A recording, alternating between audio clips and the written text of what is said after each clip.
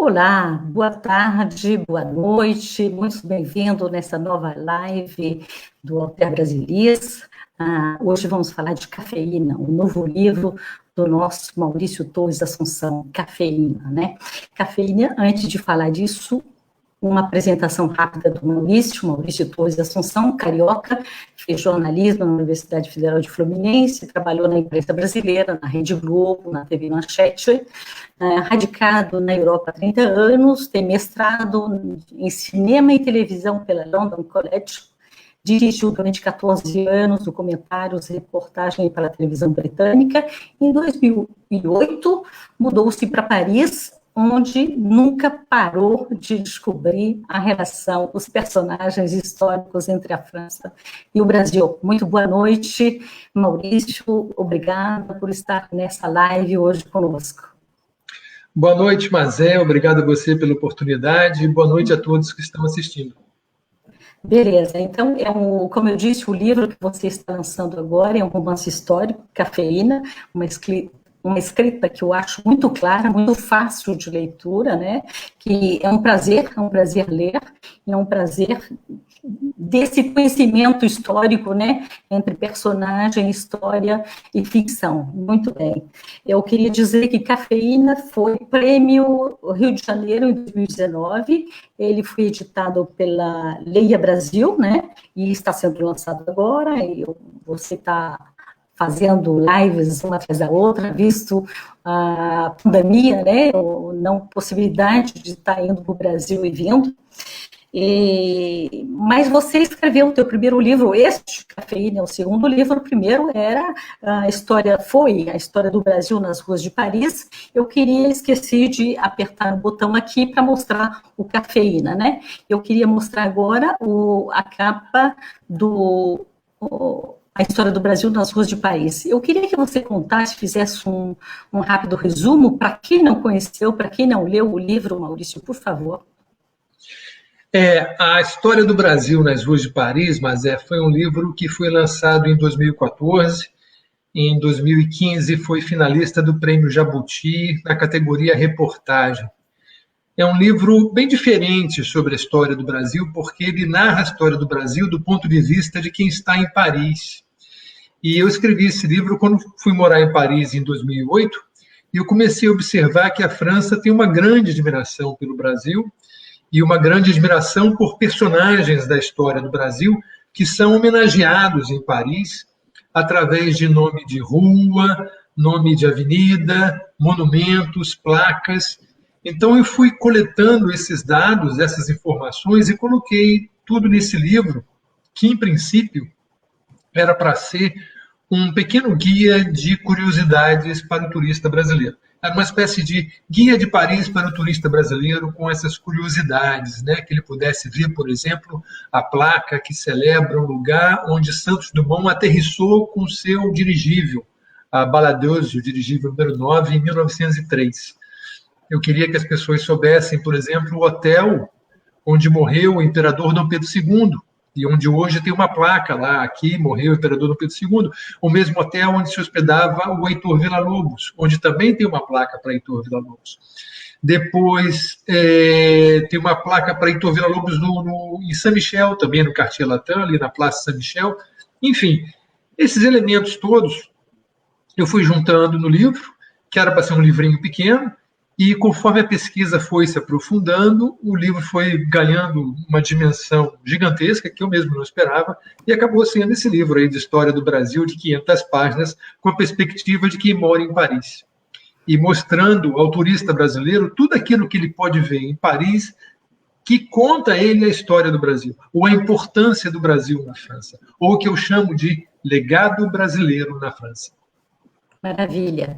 Então, você passou do jornalismo para a história, né? Então, é uma pesquisa, né, importante, e agora você passa para a ficção. Como é que é isso, passar de um gênero para outro? Quais são as dificuldades, quais são os problemas? Olha, é um desafio maravilhoso, né? E o que me levou a fazer essa passagem foi exatamente a falta de informação. Veja que curioso. Porque quando eu escrevi a história do Brasil nas ruas de Paris, Na pesquisa que eu fiz, eu encontrei 35 grandes personagens, grandes figuras da história do Brasil que deixaram algum legado em Paris. E quando eu digo legado, tinha que ser uma coisa física, uma coisa que pudesse ser vista hoje pelo turista brasileiro. Desses 35, eu tive que selecionar 7 para o livro, porque senão o livro não teria fim, e sobraram 28. Desses 28, havia um barão brasileiro, um barão do café do Vale do Paraíba, cuja história muito me interessou, porque ele construiu no subúrbio de Paris, numa cidade periférica de Paris, chamada Levallois-Perret, ele construiu esse prédio aí que você está vendo, que é a torrefação do Café Carvalho. O prédio que existe até hoje, que é tombado pelo patrimônio histórico e funciona como centro cultural. Aí o prédio, a foto do prédio atualmente. Foi esse prédio, foi esse legado que me inspirou a escrever a história do barão. Mas havia um grande problema. Esse barão do café do Vale do Paraíba, que no livro se chama Barão de Lopes Carvalho, ele não tinha participação política no Brasil, ele não tinha peso político. Logo, você não encontra nada sobre ele na historiografia brasileira. Existe muito pouco sobre o barão, sobre esse barão nos livros que falam do baronato brasileiro, que falam do Vale do Paraíba e do ciclo do café. Mas nada que pudesse me dar substância suficiente para que eu escrevesse um capítulo sobre ele na história do Brasil nas ruas de Paris. Mas a história dele me fascinava, porque ele havia saído do Brasil sob suspeita de um crime de colarinho branco, quando ele veio morar em Paris, por volta de 1894, e aqui ele vai investir a fortuna dele na construção dessa torrefação, que para ele é a grande obra da vida dele, a obra final da vida dele, já na casa dos 60 anos. Então eu queria contar a história desse barão, eu queria contar a história da família dele, ou melhor, mas eu não tinha essas informações. Então eu tive que inventar, eu tive que criar uma ficção. E aí foi aí que eu parti para o romance, né? Que eu confesso a você que é algo bem mais difícil de escrever do que escrever um livro de história. Quando você escreve um livro de história, você tem que ter muito cuidado, porque você vai ser lido por professores de história. Então, quando você faz a pesquisa, você faz uma pesquisa muito apurada, muito séria, muito responsável, muito aprofundada. E você vai tentar convencer o leitor de que aquilo ali, aqueles dados, aquelas datas, estão todas certas, está tudo correto, né? Quando você escreve um livro de ficção, o leitor já parte do princípio que você está lendo uma historinha, né? Aquilo não é verdade. Então, para você convencer o leitor, para você trazer ele para a sua história, você tem que agarrar ele pelo coração, pela emoção, para que ele se interesse pelo seu texto. Então, eu acho que o grande desafio de passar da história para a ficção foi esse. Como ter credibilidade escrevendo uma mentira, né? Como jornalista, para mim, isso era muito difícil, em princípio, né? Porque o jornalista, você está ali, você tem um juramento da verdade. Então, eu podia começar a contar a história de alguém que era uma grande mentira. Mas eu falei, não, agora é ficção, agora eu sou romancista. Agora eu tirei meu chapéu de jornalista e botei o meu chapéu de romancista, né? Talvez até o leitor seja diferente. Talvez o leitor de história não seja o mesmo que vai ler Cafeína. Eu não sei.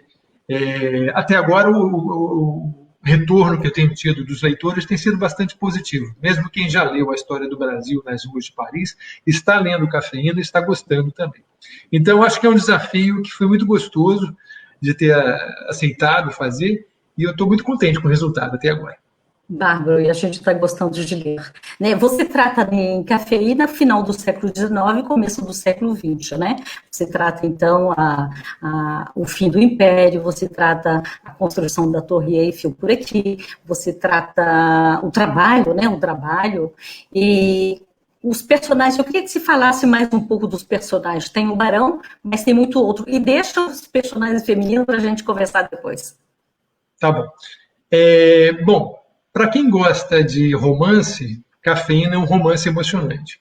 Para quem gosta de história, Cafeína está cheio de história também, porque ele é balizado pelos eventos históricos. E nesse ponto eu respeitei muito toda a história do Brasil e da França também, porque eu misturo as duas histórias no livro. Então, lá você tem a abolição da escravatura, você tem a proclamação da República, a inauguração da Torre Eiffel, a construção da Torre Eiffel. No livro a gente acompanha a construção da Torre Eiffel.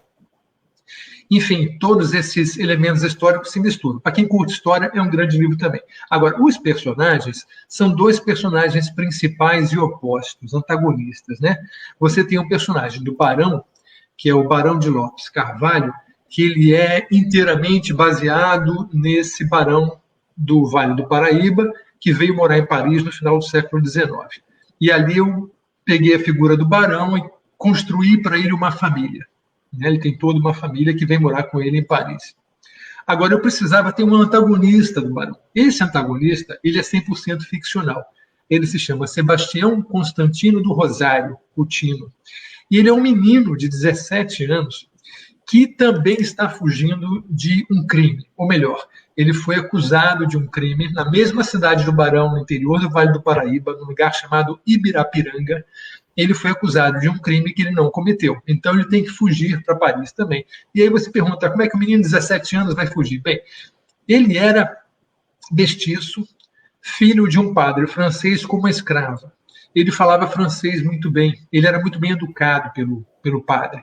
Então, ele vai chegar no Rio de Janeiro com algum dinheiro no bolso, ele vai comprar uma passagem para Paris de navio, e ele vem para Paris também. E é aqui em Paris que esses dois personagens tão antagonistas vão se encontrar, porque você tem um barão branco, rico, né, da classe dominante brasileira, escravagista, no final do século XIX, e você tem um menino que é mestiço, que é pobre, e que, bom, filho de padre com escrava, você imagina, ele não tinha recurso nenhum. E eles dois vão se encontrar em Paris. E é esse encontro, ou melhor, é esse paralelo da história dos dois. Eu não posso dar nenhum spoiler, mas eu não posso contar mais do que isso. Não, porque isso aí que eu contei até agora no comecinho do livro, só a introdução.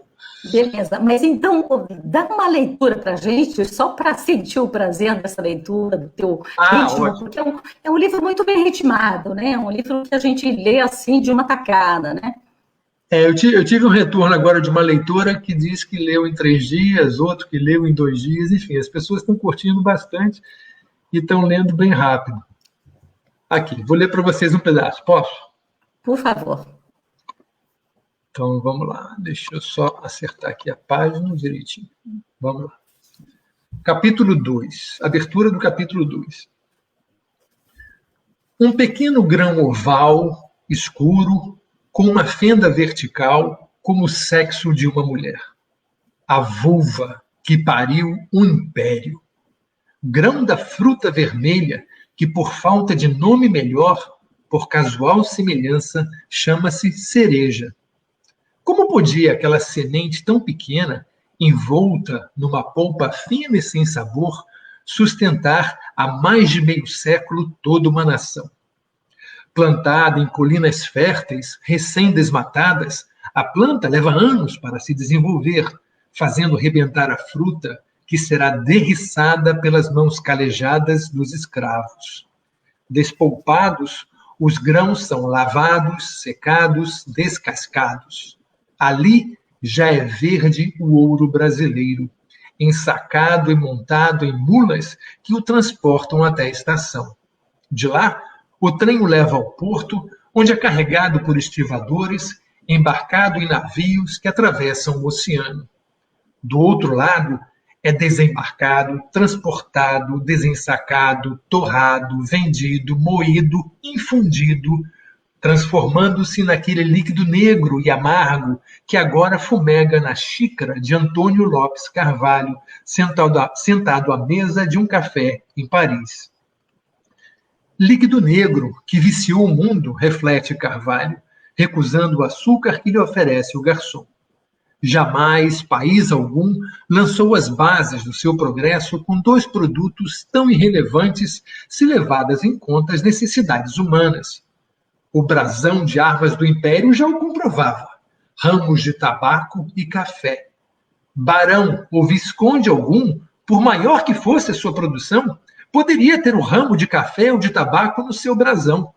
Eram exclusividades do imperador, cujo poder se sustentava na sofreguidão do mundo por um cigarro e um cafezinho. Veja os franceses, por exemplo. Viciaram-se na bebida ainda no tempo da monarquia, por incentivo do próprio rei, aquele que, após beber 10 xícaras pela manhã, batia na mesa e bradava: "O Estado sou eu." Mal sabia que seus descendentes perderiam a cabeça por conta daquela arrogância e daquele mesmo café. Com certeza, a revolução não foi coisa de arruaceiros bêbados, não, senhor. Foi coisa de homens inteligentes, intelectuais, excitados por muitas xícaras de café consumidas nas tabernas ao redor do Palácio Real. E antes mesmo da Revolução, o tal de iluminismo, o que foi? Aquelas ideias não seriam tão luminosas se rios de café não fossem consumidos por Rousseau e Voltaire. Pois sim, se a França era o que era, se Paris era o que era, deviam tudo ao café das colônias, produzido por pretos que falavam francês, mas não deixavam de ser escravos. Depois, os franceses reclamavam dos pretos brasileiros, como se a França não tivesse se beneficiado da mesma escravidão. Certo, as coisas agora, em 1893, são diferentes. Mas o café continua igual. Se Paris, como os franceses dizem, é o farol da humanidade, de onde vem toda essa luz? Do café, consumido pelos franceses em milhões de arrobas, e muitas delas importadas do Brasil, ou melhor, do Vale. O que teria sido de Paris sem Ibirapiranga? Bravo. Tá vendo, gente? É uma leitura, né, fácil, rápida, inteligente e fascinante. Obrigada, Maurício. Eu queria dizer que é um romance, então, que a gente tem, né? Esses personagens históricos e personagens, né? Tem o Pedro II, tem a Isabel, tem, né, que se transformaram aqui a família Conde Deu. Mas tem muita gente boa e interessante nesse final do século XIX. Eu queria, você tem as personagens femininas, que é a mulher do barão, não é? Mas também duas personagens interessantes, ao meu ver, que é Eufrásia, né? A Eufrásia que Teixeira Leite, que é uma verdadeira personagem existente da época, né? E quase se casou com o nosso Nabucco, não é? É uma personagem que na época não se dizia feminista, mas era feminista. Ela tinha o papel, ela jogava, sabia negociar na Bolsa de Valores, né? E a Dodoca, né? Dodora, me desculpa, Dodora, que é filha do barão, né? E que vai ser influenciado. Eu queria que você contasse um pouco dessas personagens femininas, como é que você quis abordar no livro Cafeína essas personagens? Eu gosto muito de personagens femininos fortes, né? Femininas fortes. No Cafeína, nós temos a Dodora, que é a filha do barão, que é uma menina de 17 anos, 18, ela faz 17 anos no livro. E ela vai ser muito influenciada, ela é completamente ficcional, mas ela vai ser muito influenciada pela Eufrásia Teixeira Leite. A Eufrásia, ela nasceu em Vassouras, no Vale do Paraíba, né, durante o ciclo do café, no século XIX, e ela era filha de um grande comissário de café milionário também. E ele morreu relativamente cedo, deixou duas filhas, a Eufrásia e a irmã, se não me engano, a irmã da Eufrásia era até mais velha do que ela. Que morava com ela em Paris, né? Que morava com ela em Paris. Morava com ela em Paris. E as duas resolvem, então, vender tudo que tinham no Brasil, deixando apenas a Casa de Vassouras, que existe até hoje, se chama Casa da Era, lá em Vassouras, e pode ser visitada, é uma casa lindíssima. E elas partem para Paris. E aí elas foram muito criticadas, sobretudo a Eufrásia, que tinha iniciativa de fazer isso o tempo todo. Ela foi muito criticada pela própria família, achando que ela ia para Paris torrar a fortuna que ela tinha herdado do pai. Mas a Eufrásia era inteligentíssima. Ela tinha aprendido com o pai, ela tinha tido um irmão mais velho que morreu. E aí o pai ensinou para ela todas as manhas da Bolsa de Valores, de como especular na Bolsa de Valores. Ela pega essa fortuna, ela vai investir na Bolsa de Valores, não só de Paris, mas de Chicago também. Ela se torna uma investidora internacional. Ela vai duplicar a fortuna dela em Paris. E ela se torna uma mulher poderosíssima do ponto de vista financeiro. Ela não tem qualquer participação na história do Brasil, a não ser o fato de ter sido namorada do Joaquim Nabuco. Né? Joaquim Nabuco, que foi embaixador do Brasil em Londres. Joaquim Nabuco tem uma participação importantíssima na abolição, na história da abolição no Brasil. Os dois foram namorados, foi um amor assim gigantesco e ao mesmo tempo impossível, porque, se eu não me engano, o Joaquim Nabuco já era casado na época. Então, eles nunca conseguiram ficar juntos. E a Eufrásia também, ela devia ser uma mulher que amedrontava os homens de certa maneira, porque ela era muito pouca, né? Em pleno século XIX, uma mulher que tinha todo o dinheiro do mundo e que sabia administrar sua fortuna, não delegando a ninguém o seu capital, não delegando a ninguém o seu destino, ela decidiu o que ela ia fazer na sua vida. No século XIX, isso era muito interessante. Então, eu acho que ela assustava um pouco os homens. Né? E ela também não estava interessada em homem interesseiro, né? Porque muitos homens a queriam. Né? Uma mulher dessa, né? Solteira, cheia de dinheiro. Então, eu acho que ela foi uma mulher formidável. E no livro, então, eu a coloco como uma espécie de tutora. Ela é prima da Dodora, e ela vai influenciar muito a Dodora na sua adolescência, no momento em que a Dodora está realmente se rebelando contra os valores tradicionais, patriarcais da família brasileira. Né? E é ela que vai meio que orientar a Dodora no seu caminho para se tornar uma mulher especial, uma mulher independente, uma mulher que pensa por si só e não depende de homem nenhum. Muito bem. Eu estava pensando no café, né? E uma crítica, talvez, à situação brasileira. O Vale perdeu, né? Perdeu por falta de plano, né? Perdeu a plantação, o ouro do café da região que foi para o interior de São Paulo, né? E a gente sabe, o Brasil, mas ele continua sendo o primeiro produtor de café, mas ele não se beneficia muito disso, porque quem é o primeiro exportador de café torrado, né? A gente vai encontrar a Alemanha. Eu vi que a Alemanha, o Brasil continua a exportar café, mas e a Alemanha e a Itália, que são dois grandes exportadores de café e que não tem um pé de café plantado no país, né? É verdade. É uma pena, né? Porque a gente continua sendo um país exportador de matéria-prima, né? De café verde, quando o café poderia ser beneficiado no Brasil e a gente poderia exportar o café torrado com mais valor, né? Do que café verde. Mas, enfim, a gente está exportando muita coisa de matéria bruta no Brasil mesmo, né? Não tem jeito. E é muito bonito isso da gente ser também o celeiro do mundo, né? Ser capaz de exportar tantos alimentos para o mundo inteiro, mas é a pena que a gente não exporte tecnologia, ciência, né, e cultura para o mundo, né? Que a gente não tenha esse soft power de exportar cultura, exportar cinema, exportar literatura. Isso a gente não tem, né?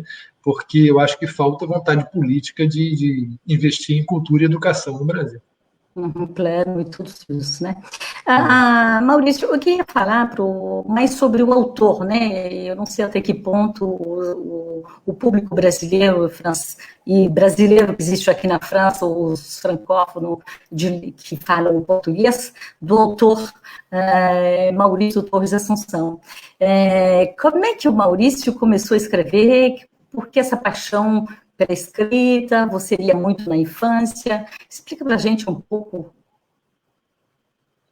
Eu sempre li muito na infância, sempre gostei muito de ler, e e aí eu misturo um pouco com a história, na verdade, porque quando eu era criança, eu criei uma maneira muito especial de estudar a história do Brasil, em que eu voltava para casa depois da aula e eu estudava a lição do dia, escrevendo diálogos para os personagens históricos.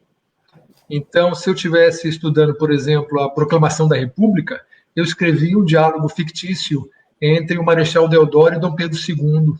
Né? E isso me ajudava a decorar toda a situação que eu tinha que decorar para a prova no mês seguinte, mas era uma maneira divertida de aprender. Né? E eu acho que depois, mais tarde na vida, eu fui aplicar isso na história do Brasil nas ruas de Paris, onde a minha linha mestra é educar através da diversão, porque é um livro divertido também. Então, eu acho que isso é muito importante. Isso, é claro que eu não inventei isso aí vem desde a Grécia, com as fábulas de Esopo, e depois com as fábulas de La Fontaine, na França. Né? La Fontaine mesmo dizia: não há educação sem diversão. Você tem que fazer um entretenimento para que você atire para que você traga a atenção das pessoas para aprender. Né? Então, eu transformava a chatice de uma aula, ou a chatice do texto a ser estudado, numa coisa divertida, criando diálogos fictícios. Então, acho que isso já me deu, desde pequeno, uma vontade de escrever ficção, sobretudo ficção histórica. Né? Já estava ali a vontade de escrever. Agora, mas eu acho que eu fiz um erro ter feito jornalismo. Eu devia ter feito letras. Eu devia ter feito letras ou história. Né? Porque como jornalista, você acaba escrevendo muitas coisas que não te interessam, na verdade. Muito rápidas, né? É tudo muito rápido, né? O retorno tem que ser rápido. E você chega na redação de um jornal, na televisão, todo dia você tem uma pauta. E o assunto lhe interessa ou não, você tem que fazer aquela pauta. Né? Você tem que fazer uma exposição de arte, pode ser interessante, mas você tem que também entrevistar um político que você não está interessado nesse político. Então, às vezes, eu me pergunto se eu deveria realmente ter feito jornalismo, se não deveria ter ido direto para a história ou para a literatura, para ter feito letras, né? Mas, não sei, a vida é como é e a gente acaba aceitando. Vai abraçando, Então, fala um pouco quais são os autores brasileiros, depois você faria de outros internacionais, autores brasileiros que você leu na infância, depois que você gosta? Olha, autor brasileiro que eu gosto, assim, que eu leio desde a infância até hoje ainda, é Machado de Assis, sobretudo. Né? Machado de Assis, para mim, é um pilar, é coluna vertebral de tudo que eu leio, basicamente. Aí tem, claro, Guimarães Rosa, Lima Barreto, enfim, tem mil outros, né? Mas o que mais me influencia quando eu escrevo história é Machado de Assis, com certeza. E internacionais, autores que... Você sabe, eu morei na Inglaterra há muitos anos, né? Morei 15 anos na Inglaterra, então eu acabei também me educando muito em ler em inglês, em ler no original, né? Então eu gosto muito, por exemplo, de Philip Roth, que é um autor americano que me interessa muito, contemporâneo, morreu recentemente. Aqui na Inglaterra a gente tem o Ian McEwan, que eu adoro, que escreveu um livro que foi traduzido no Brasil, que chama Atonement, em inglês, lá no Brasil acho que chama Redenção. E é um livro muito bonito, do começo dos anos 2000. Quem mais eu posso dar? Na França, eu gosto muito do Michel Houellebecq. Estou lendo agora dele o Serotonina, depois de ter lido Submissão, que é um livro fantástico. Esses são os contemporâneos, né, que eu gosto. Fora, claro, Flaubert, Balzac, tudo isso que a gente lê também, porque faz parte da formação, né? Uhum. E os contemporâneos brasileiros que você gosta? Contemporâneo brasileiro... Olha, vou confessar a você que eu gosto de Luiz Alfredo Garcia Rosa. É um autor de romances policiais que se passam no Rio de Janeiro,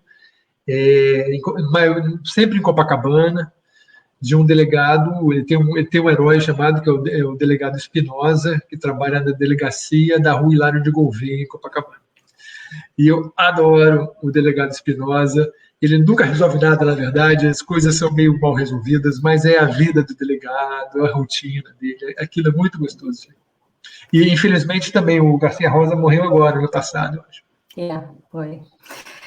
E a tua rotina como escritor, como é que é? Você tem como é que a ideia surge e depois como é que você trabalha? De manhã à noite, que momentos você prefere? Como é que é isso, a tua produção? Olha, eu escrevo melhor de manhã, com a cabeça fresca. Então, eu costumo sentar para escrever às 10 e escrevo até às 13, geralmente de 10 a 1. E aí paro para almoçar e na parte da tarde resolvo as coisas da vida, né? Mas tem que pagar conta, tem que fazer faxina. Mas meu melhor momento para escrever é de 10 às 13 da manhã, depois do café da manhã. E eu tento fazer isso de segunda a sábado. Né? Eu acho que, para quem está ouvindo o nosso bate-papo e quer escrever também, um bom conselho é disciplina e regularidade. sabe? Não dá para escrever um livro só no sábado, ou escrevendo de vez em quando você fica inspirado. Você tem que criar um tempo para você todos os dias, pelo menos de segunda a sábado, pode descansar domingo, mas todos os dias criar um tempo para você, respeitar esse tempo, você tem que escrever.